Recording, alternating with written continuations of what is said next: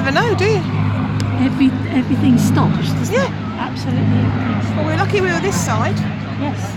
We've been sitting those down. Rolls-Royce Merlin engines which power the Lancaster.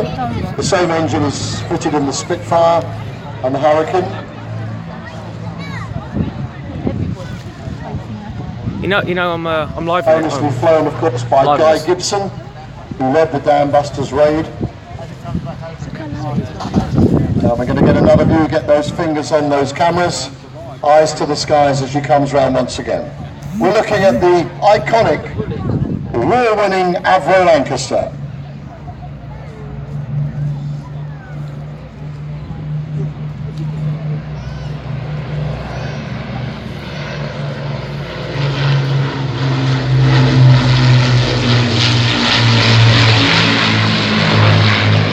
I love that.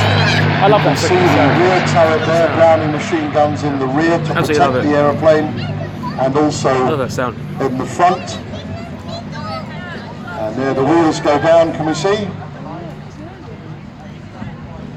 It's too big to land here, surely. Yeah, I think so. I don't know why it's big. Well, you never know, he might get a surprise, he might fly by with his wheels down.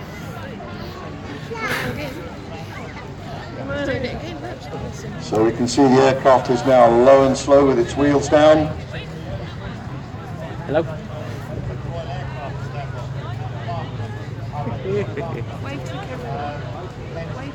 It's live.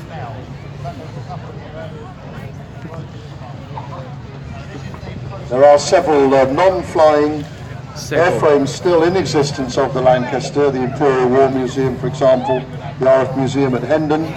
But only 2 flying Lancasters still exist in the world today. There is one that taxis only but doesn't fly. Okay, let's get a look at her. She comes through with the gear down. One more with the gear down, Jordan.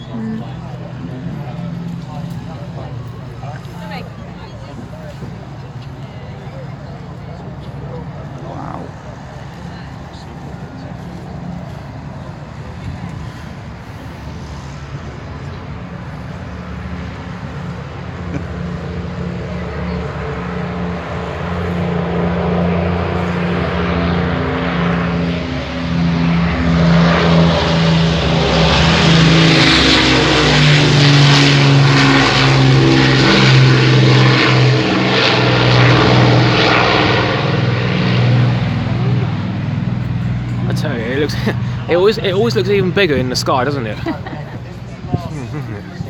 When we went to Hendon, we went right underneath them, didn't we? It just looks even bigger in the sky. So we witnessed the there it goes. Second of our iconic large aircraft, giving us the sight and sounds of the Love that thing. Second World War, but many of us one of my favourite aircraft. Remember. But teams of people keep these aircraft flying for us to enjoy and witness and get the feel and experience the sight and sound of these flying in the whole world. No. No, there's one in Canada. there's 3. There's one in Canada. One doesn't fly. One taxis up and down the runway. One doesn't fly. It's got the yellow bonnet, but the One's green, from Canada, green cab. and one's from Britain. That is actually a wartime recovery vehicle. So the photo we were just looking at is 3 generations later. This one was built in 1945. It's mechanically the same as the one in front of it, but it is a recovery vehicle. You can see it's got the lifting jib on the back. They both have a very powerful, all these recovery vehicles have very powerful winches on it. So we've got the 2 Jimmies passing by again. Now, the Red Bull Express, we were mentioning that earlier, part of the Red Bull Express actually went through the British sector, and as such, the Pioneer recovery, the one I call Boys Colour Swap Shop, they were actually stationed every 30 miles through the British sector, and their role was just to clear any broken down vehicles, not repair them, just get them out the way, pull them out the way and clear the road. So the Red Bull Express was an American, it basically come off the beaches by Omaha. No, I've definitely seen some of these trucks before. To feed the frontline troops, but it did crash through the British sector and had support from the British troops as well. So we've got the Foden coming past now. Behind the Foden we have 2 Scanwell Explorers. Now these are 2 generations behind the Foden. Now they're the one after the wartime one, the most kind of swap shop one, These were built in the early 50s. That one looks like Originally Royal with a Navy, petrol the yellow engine, one. although they've nearly all been converted now to diesels of one description or another. Again, these are 6-wheel drive, whereas the wartime ones were 4-wheel drive. They've got the same lifting crane as the wartime one. They do have the advantage that it is a powered winch to actually lift items off. They have tremendous pulling capacity. They have an upgraded winch. It's the same basic winch, but it's upgraded for a higher pulling capacity, and that's the Scambell Explorer. So we're now back to the two Pioneers. So, like I said, the Scambell Explorers were built in the 1950s, the Pioneers were 1940s, the Fodens were 1970s and 80s. The Jimmies that we're seeing are wartime, and the Dodge weapons carrier and the 6-wheeler, they're also wartime. So we've got quite a spread of ages here of the medium and heavy vehicles. So I'm just going to have a chat to see if we've actually got time to do a little bit of playing, or whether we need to. One of the things we normally do is show off how powerful these vehicles are. So we'll just see. Can someone play the convoy theme? I'll have a quick talk with our ringmaster. Convoy trucks right here, look. Do you want us to play? Okay, well I'll hand over to you and I'll organise it. Mum? Right, thank you, Brian. Can I quickly play the convoy I think I did this out on with the blue coloured truck. You'll see on the side, it's got CD. So basically these are naval guys, so you can imagine I've seen some trucks over before. Beach. I'll see them again. They played quite a large role in the that one's Indiana Jones, that one. War as well. Green one. So when all fighting's over and the frontline troops have moved the green troop the one. beaches, these guys would come in, they'd lay roads down, they'd make airfields, they'd anything, you know, it's got a crescent over the front. they'd be digging trenches for troops sort of fighting and all that sort of stuff. They weren't actually sort of designated as a combat unit, the CVs, but a lot of CVs did actually see combat, and there is a very famous story of a bulldozer, D8 Cat bulldozer, was actually used by some CVs to drive towards the enemy to break their line, so they could actually get in behind them and take them out. So as to people being, the CVs not being a frontline or a combatant unit, a lot of them did see service, did see rounds flying towards them. So it's actually quite nice to see a vehicle being.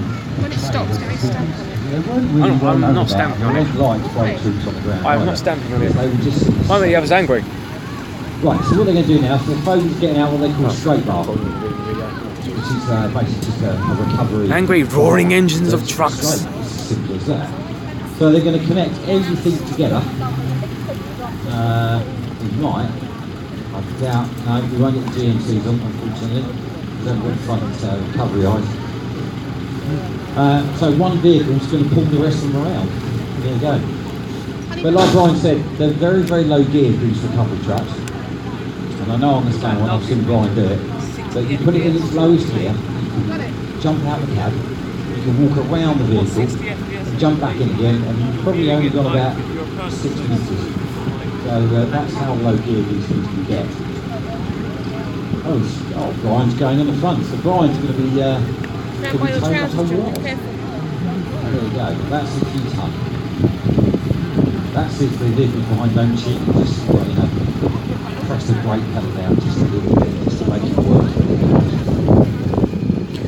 They're going to All this lot, is that? one's going to tow one all together. Always the problem. Like a road train, basically. Yeah, no power steering.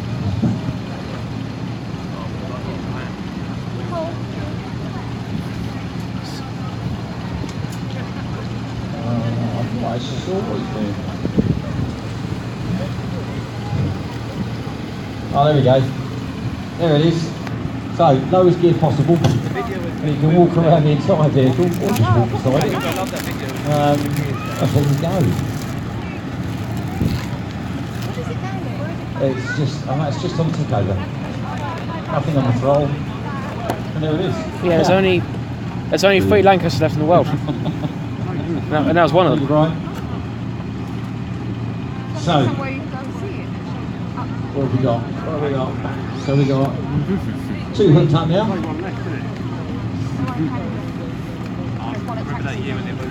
Is it going to be a third? Oh, I'm not sure. Yeah, it's not the best place to be, unfortunately, when you're sitting in straight bars. You have to have a lot of trust in the person driving it. They don't slip off the track. There we go. We're just going for 3. Or are we going for 4?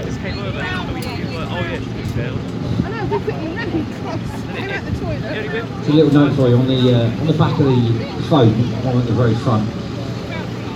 So the straight bar is actually connected. If you've got Spotify, the straight bar connects to. What have you got? It's nicknamed a hernia. You mean nothing. Because it's can't play so music. heavy, it does give you a hernia trying to get it out. But I haven't got much battery. I've got to use one battery in a minute. Oh, when I go round, I like Are we to ready? play the Are we not leaking out the rest of it? convoy anthem. I'm glad to hear it with that noise. Yeah, well, that thing goes to the speaker. You might be able to hear it. Yeah, I can. Please then. Please. I don't know. It's just coming to that. I don't know if I've got it. Yeah, they might be. Yes, they are. Excellent. Right, so that'll be 3 on the back. You two, there.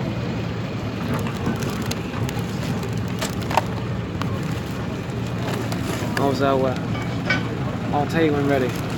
Right.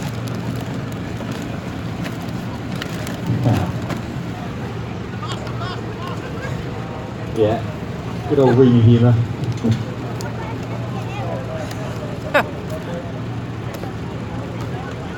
He does love this.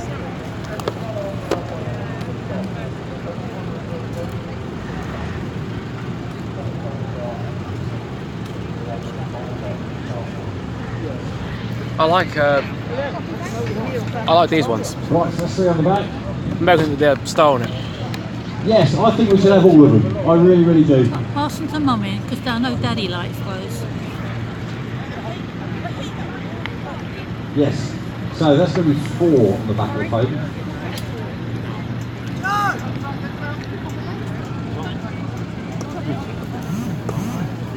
Just don't stall it. That would be very embarrassing. Yeah, I'm a great lover of the phone. I've been serving the phones. Not my uniform's really. They were very. Oh, there goes the connect. Yeah, again, they didn't say it was coming, did they?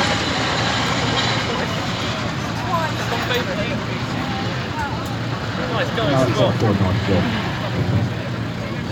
Right, so number 4 now is going on the back. Chinook.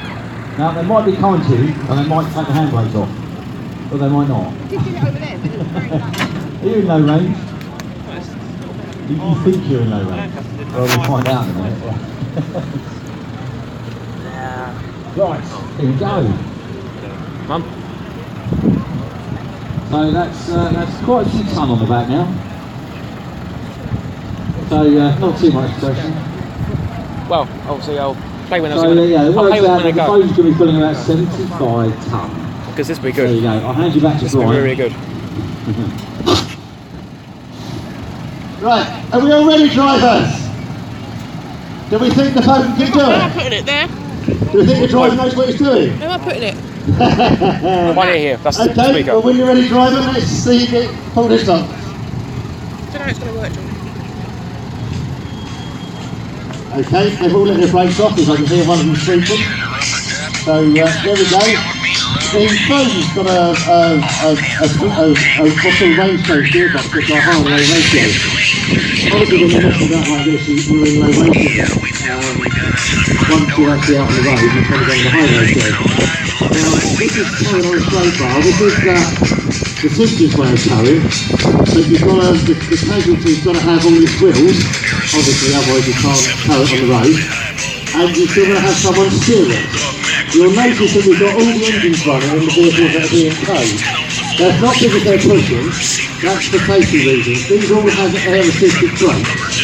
So by keeping the engine running, we actually then have the air assisted brakes. So should anything go wrong, which we don't normally happen, if anything goes wrong, all the vehicles can stop. You might also see This is good, actually. that one of them might lock their back wheels up, which is just going to make the frozen work a little bit harder, because it's making it a bit too easy. So when they on the back side, you might see one or two lock their brakes up. But like I say, this is just going on the straight line. This is the easiest way to get a vehicle off the highway or out of danger. The phone is actually equipped with what's called an underlift, with the clever bit of kit, and if you've watched the TV series recently with First Recovery, doing their recovery, they use underlift all the time these days. What that does is it actually goes under the front of the vehicle, lifts up the front axle, and hence why it's called an underlift. It goes under the front, lifts it up, takes the front wheels off the vehicle, off the road. That then means that the vehicle is safe to be towed. It means you don't have a driver and the vehicle is attached to the vehicle in front. There's legal reasons for that as well as other things as well. If you can hear that screeching, that's one of them actually putting its brakes on. And it's just the phone is totally a little bit more, but it's working a bit harder. So but it's still doing it without a problem. If you look at the back wheels of the phone, and they've got a huge shift in the middle of them, or a huge rings in the middle, which are actually reduction hubs. That's what gives this killing power. They obviously haven't been used on the road for a little while, which is why it's puffing out a little bit of smoke. That's quite common with a Rolls-Royce engine, which is what's in this coding. It doesn't mean there's anything wrong with the engine, it just means it hasn't worked hard for a little while. We're actually making it work a little bit now, which is doing it into a bit of grip. As I mentioned before, we've got the underlift on the phone. That's the way. We've just been passed by me. I think that's a mix 15. I'm not an aircraft expert, but I think that's a mix 15. It's just off the runway. Coming back to our clothing, these are very capable vehicles. What you've learned, they've got a winch on the front and a winch on the back. The winch on the front is actually for self-recovery. You wouldn't believe it, but you change it, this vehicle stuck. And I know strictly won't get that. So you get the vehicle stuck, and then you pull yourself out, and then you pull the casualty out afterwards. On the back, as we mentioned already, it's got the underlift, it's got a G-swing on the ground that is capable of 20 tons plus wire strength. You've got the jib, which is stowed at the moment, but you have the jib that is an extended jib and capable of lifting what the Army call power packs. We call them engines. You and I would call them an engine with gearbox or an engine and transmission. The Army call them power packs. And a power pack is... Oh, we'll come to a stop. A power pack is what you actually... In, say, like a chieftain tank, which is the era of this foaming, you would actually lift. You'd lift the whole thing out, not repair it, but put another one in. And that's what this frame on the back's for. It can also lift other things. You want to go around one more time? Go on then. One more time, guys. So we're going to go around one more time. You can see the vehicle sit up a little bit then when he pulled away. That's the torque on the back wheels active. If you look on YouTube, there is actually a very good picture of a big American rig putting a broken down tank transporter where the front axle comes right off the ground as it pulls away, which is quite impressive. That's what torque does for you. Torque is power in these vehicles. They're very slow revving compared to a modern car, but you get the revs out of torque rather than you get the power out of torque rather than out of revs. Those that are engineers will know that power is torque multiplied by revs. We're just being buzzed by the MiG again. This is the Vietnam War era. That's a MiG-15. I don't know which version. I'm not that clever to see from here. That's what the American, sorry, not Vietnam War. That's the Korean War era. That's what the American F-86 Sabres and 88 Super Sabres were up against. And there was actually a place called MiG Alley. That's great, that one. Where they used to have massive dogfights between MiGs and American aircraft. So have a look at that when it comes back over. It looks like he's going to buzz us again. But yeah, going back to our phone, the jib in the army, like I said, they talk about power packs rather than engines. And you don't repair the engine in situ. You want to get the vehicle running as quick as possible.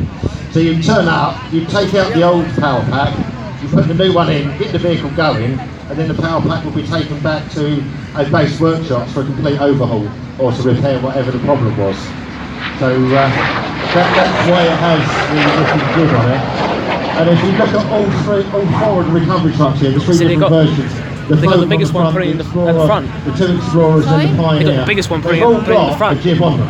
That's putting the them full. advantage with the Foden is it's a slewing jib. That's a lot of power so in that you front. can move the jib around to suit where you need to drop the engine into or lift the engine out.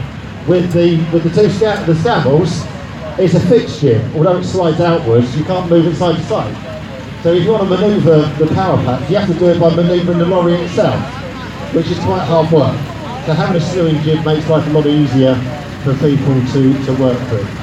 So, as I say, very capable. Unfortunately, they're out of service now. They've now been replaced by the German MAN units. There's very little wrong with them. It's just that the axle weights no longer conform to modern construction and usage rates if you put a heavy load on the back of them. They were designed to withstand that load, but they don't meet the current regulations, which is why they've come out of service. Many of them are still being used by recovery operators in CV3 because of the power they have, especially the winching capacity. If it's an off-road problem, say like a tipper goes over on a landfill site or something, then this sort of vehicle not only can go through virtually any conditions to get to it, it has the capacity to winch it or pull it upright as well. And like I say, there's many civilian operators still use them for specialist recovery when the standard items can no longer be done. So we're going to pull this vehicle up so they're all in a straight line, and then we're going to take these straight bars off and then take the vehicles round and out, because we've got to close the arena in 5 minutes to allow the pyrotechnics for the end of the afternoon battle display, which my colleague Andy will tell you all about.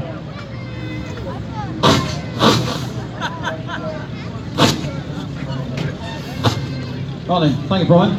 Now there's one wagon I haven't spoken about, which is probably one of my favourite moving vehicles. So when it comes round, I'll have a chat with the driver, see what it's like. But I do like these power wagons.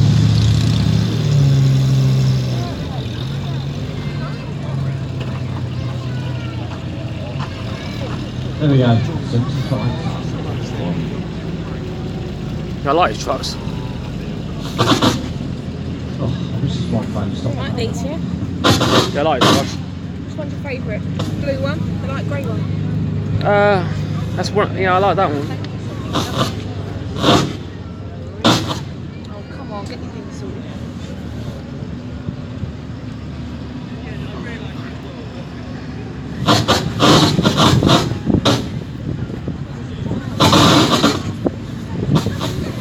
This is the sort of thing that we went in when we came down without you. And I took the two boys with your dad. Well, in that little thing there. Went anything like that, didn't we? We're going to shut the arena for a very, very short period of time. No belts or anything. When you put the brakes on wheels with the longer things. Oh, you mean in the thing's old truck? Yeah. Well, I'll say it's more like the. More like the last one, wasn't That's it? the War and Peace show, isn't it? War and Peace show. I've been told it's going to be quite. I haven't heard of that going at. Now, they haven't told me who's going to win, so I don't know whether it's going to be the Germans. I'm not sure if that show's still going or not. I'm not entirely sure, but I'm sure we will find out soon enough. Right, so these guys are going to unhook on the back straight. Yeah, the truck we went in, it's like the this green one they're coming along. Yeah, that's right. Yeah, one like that. Look at that, the future owner of the CB's GMC. We were in a whole convoy of about 30, all these different wagons. So, and everybody. let me just have a quick chat with this fella. Oh yeah, because we drove along the road in a convoy. We went through the lanes, didn't we? In public. Yeah. You've got a drone up there, Corey.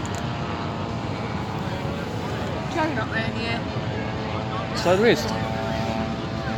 I need to take a picture of that one in the middle you like. Get close up with it. Yes, right, it is what it is. So this is the Dodge M37. Hey Duck, there's a bear in the air. Slightly different, same flavour, same make, but slightly. Yeah, I like that grey one there. The I same can't engine, see it. same What's but the that bodywork up is there? slightly different. It's a drone. I just like the sweeping wings on the front and the erased out. Tell her what it is. That's a drone. Well, there we go. So we're going to clear the arena now. Bear with us. It's just And we will stationary. commence with the battle. At around Stand perfectly still in the sky. 4 o'clock, I will confirm. What time is the battle? There it is.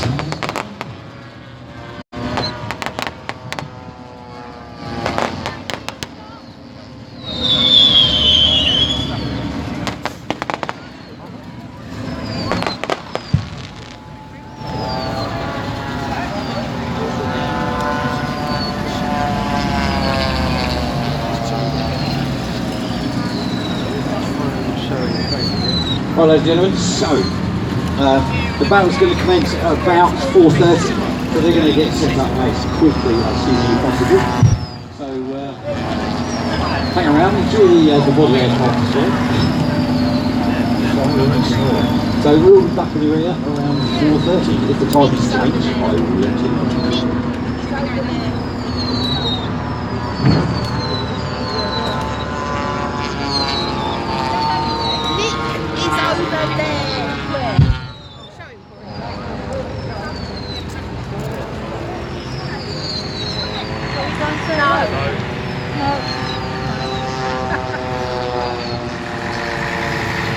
Just say that it's easy.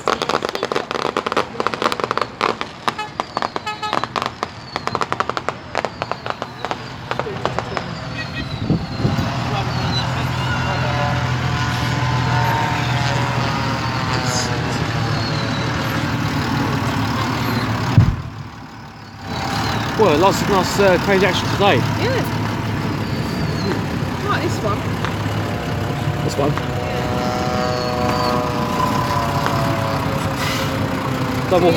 Double horns on the top, look. Do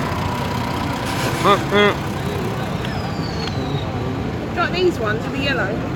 I think there must be like for the Like a pickup truck. in those colours, so I think that's probably. Do you think that's Coast Guard, that one in the yellow and grey, this one here? No. It looks I've Coast seen Guard. one with yellow before.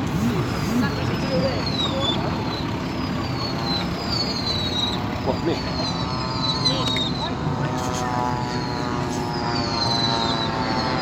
Crazy stand. What's he brought with him, I wonder? Eh? I wonder if he's brought anything with him here. Maybe Karina. Don't talk to her. Thank you very much.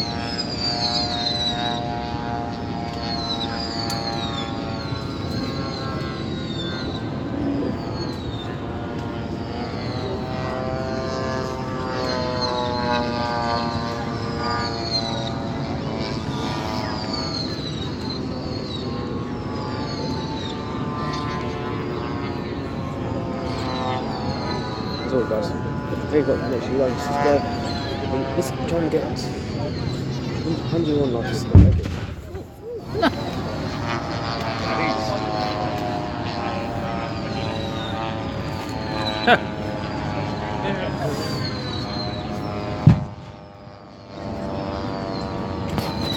Very watching. The Americans do have a nice hair, sorry,